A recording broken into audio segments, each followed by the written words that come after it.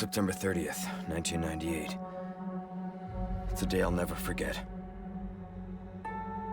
The cop inside me died that day. And that night, Raccoon City was wiped out, thanks to the bioweapons created by Umbrella. Somehow I made it out, but too many others weren't so lucky. I was asked later to join a top-secret government program. Not that I had a choice. The training, punishing missions, nearly killed me. But at least I kept my mind off everything. If I could just forget what happened that night. The pain, even for a second. This time, it can be different. It has to.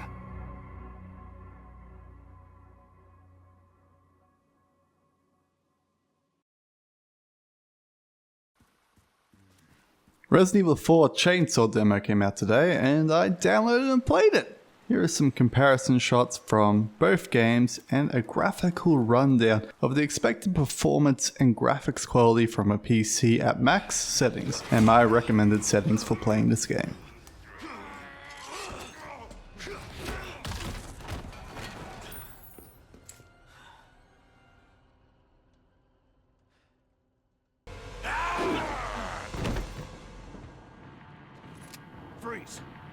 Resident Evil 4 originally came out in 2005 on the GameCube, and then got ported to almost every system in existence, including a bad PC port, and then later on a good PC port, which I'm using for comparisons. I then took this really good PC port and used the RE4 HD mod to improve upon it even further.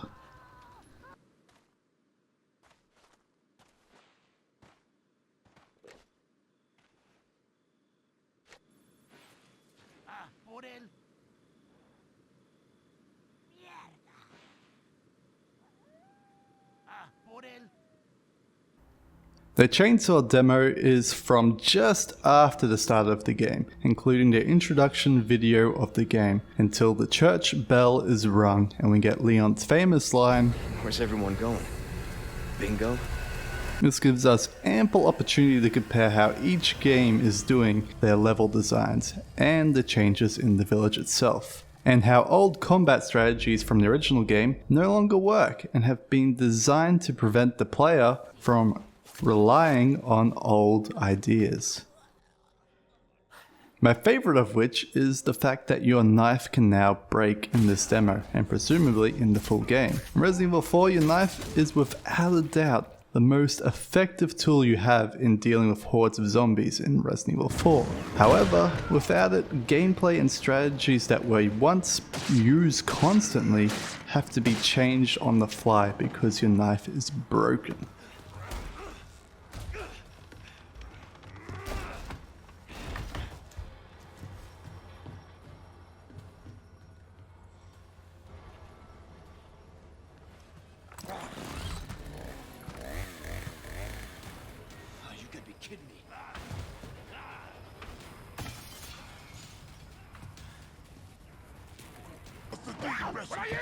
¡No dejes que se escape!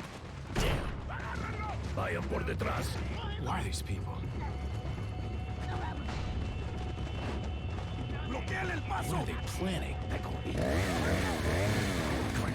Chainsaw.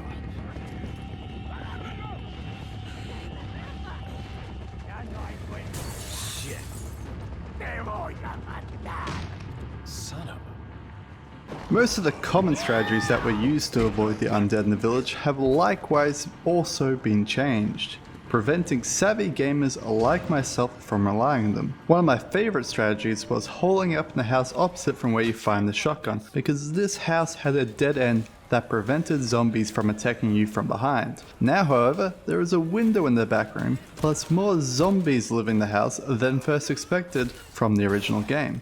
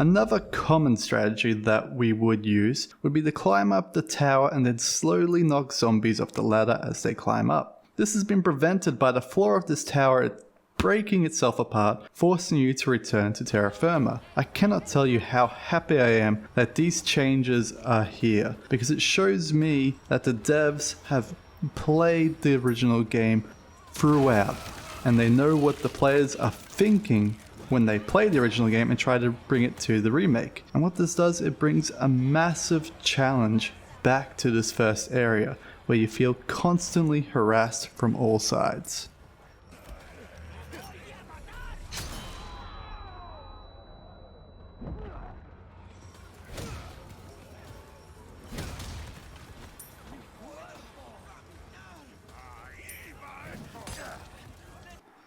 The village isn't the only place where changes have been made. The time of the arrival and the first house/zombie encounter has also been changed to more fit the modern Resident Evil styling. It teaches the player about key items and the horror ambience from the games like Resident Evil Village and 7. You now enter a larger, more intricately designed home of a huntsman. It has traps outside that have not been set, small game that has been recently hunted, and inside we find the walls have been dilapidated, like they no longer feel the effects of external weather. There are strange fetish objects laying strewn across the place, and eventually we find our local.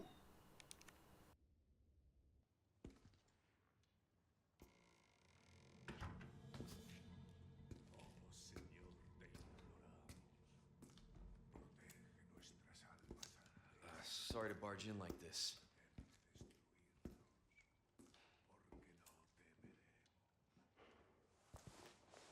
Busco a un policía. ¿Vino aquí?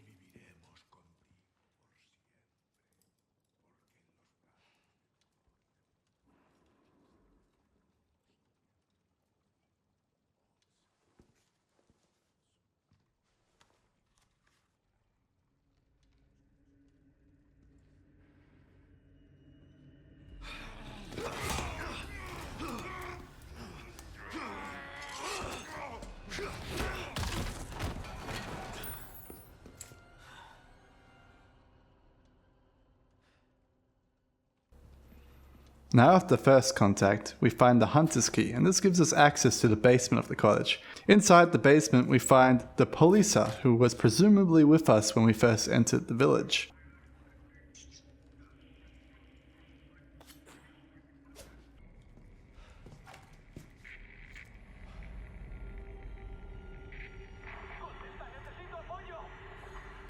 I read you. What's your situation?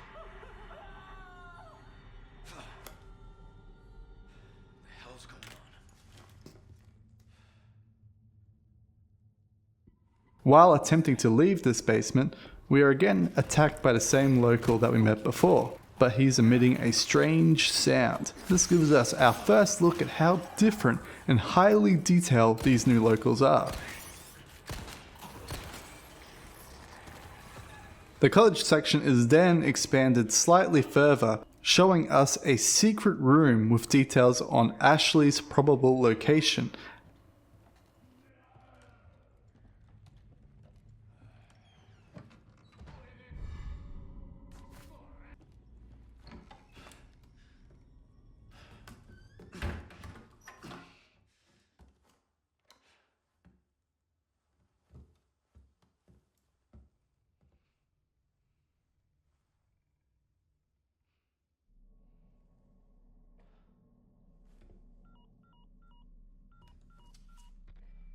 Bruce, this is Condor 1. Hunnigan here. What's your sit rep?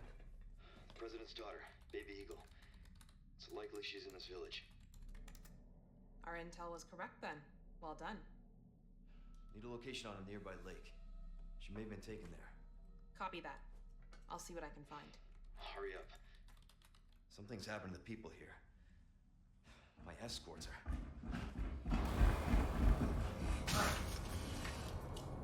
Gotta go. Talk later.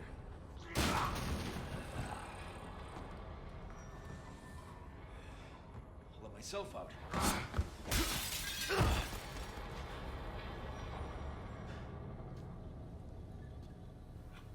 Dawn finally breaks and we start heading towards the village proper. And this path has also been changed in a few ways, but well, actually in every single way it's been changed. But one of the main problems I have with this change is they've removed the bit where we actually get to see some intelligence from the zombies, where they would see Leon across the bridge and then they would run away. It's a shame they removed this. Now let's talk about the graphics menu in this game. As usual, the Shoot to the Moon engine has some fantastical settings that shows previews of what each setting does and how they may affect the game's performance. However, a lot of these settings don't really affect performance compared to ray tracing graphics and the new hair works. Once you have both ray tracing and the new luxurious hair works, your computer will start melting. My computer, quite frankly, was sitting around 40 FPS while recording the footage. While it wasn't recording the footage, it would sit around 60 FPS, but it would constantly drop below. I do not recommend having either the hair works or the ray tracing settings turned on. The moment I turned them off, I was sitting at around 70 to 80 FPS, and when I wasn't having any recording studio going, I was easily hitting around 120. There are some other options that can give you small gains, such as interlacing, turning down shadow detail, and ambient shadows. It's a shame that the ray tracing in this game is just reflections, and in this first demo area, it doesn't really show off what those reflections could look like. At most, we get a few puddles with some vague reflection in, and there wasn't even any metal to give proper reflections from. I tried to look at the weapon to see if there was any reflections on the pistol, but it was too hard to see from my naked eye. The other problem I have with these graphics options is there's no DLSS 2. The only upscaling that we have is interlacing and FSR. And FSR 2.0, to my mind, did not seem to be working correctly. We would get small but insignificant boosts to FPS performance compared to what you would get from DLSS. When I would turn FSR on, I would see that the image quality had definitely degraded, but I couldn't see a noticeable increase in performance than I would just normally get by just reducing the resolution scale myself. There you have it. Resident Evil 4 Remake is shaking up to be another fantastic showing of the new Resident Evil franchise revival. I'm very excited for the game to arrive, but I want to leave this video with one final thing. And that is, if you restart enough times, there is a secret mode in the game called Extreme Chainsaw Mode. And in this Extreme Chainsaw Mode, you have an extremely hard challenge. My hat's off to the people that have beaten this challenge, but it's ridiculously hard. That first basement section where one zombie comes down, instead of one, it's 3 of them, and they're all tough motherfuckers that you can't really beat. So I assume you meant to run past them, but I wouldn't know, because in order to get access to the secret mode, you have to reset constantly to try and get into the Extreme Chainsaw Mode. But it's still a cool feature that they add to the demo for real tryhards.